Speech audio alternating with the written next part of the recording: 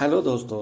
New York times newspaper की report के अनुसार इजराइल देश की बायोलॉजिस्ट जो तेल अवीव यूनिवर्सिटी में स्कूल ऑफ प्लांट साइंसेज की प्रोफेसर है लिलाज हेडनी ने साबित किया कि पेड़ पौधे भी आवाज़ करते हैं, अपने घायल होने और अभाव के बारे में बताते हैं।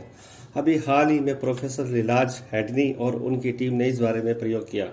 उन्होंने तंबाकू और टमाटर के पौधों पर अल्ट्रासोनिक माइक्रोफोन लगाए जो कि 25 किलोहर्ट्ज़ से लेकर 250 किलोहर्ट्ज़ तक की आवाज़ रिकॉर्ड कर सकते थे।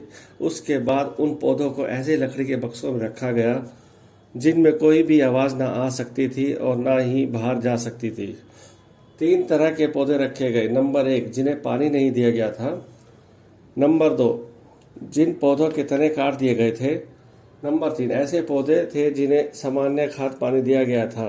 तो दोस्तों, इस प्रयोग के बाद चौंकाने वाले परिणाम सामने आते हैं।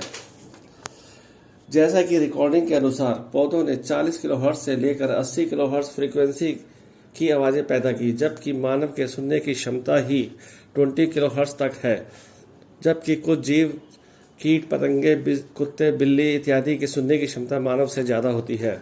जिन पौधों को सामान्य खाद पानी दिया गया था, उन पौधों ने औसतन 1 घंटे में 1 से कम बार आवाज़ें पैदा की, जबकि दूसरे और तीसरे नंबर के पौधों ने 12 बार आवाज़ें पैदा की। और ऐसा ही प्रयोग ग्रीन हाउस, जहाँ की कृत्रिम वातावरण द्वारा पौधों को पनपाया जाता है, किया गया और वहाँ भी ऐसा ही परिणाम आया। तो दोस्तों, प्रयोग के नतीजों से साफ हो गया कि हमारे आसपास की दुनिया आवाज़ों से भरी पड़ी है और ये आवाज़ें जानकारी देती हैं कि पौधों को पानी की ज़रूरत है या वो घायल हैं। तो ओके दोस्तों, शुक्रिया, धन्यवाद, नमस्कार, सत श्री अकाल।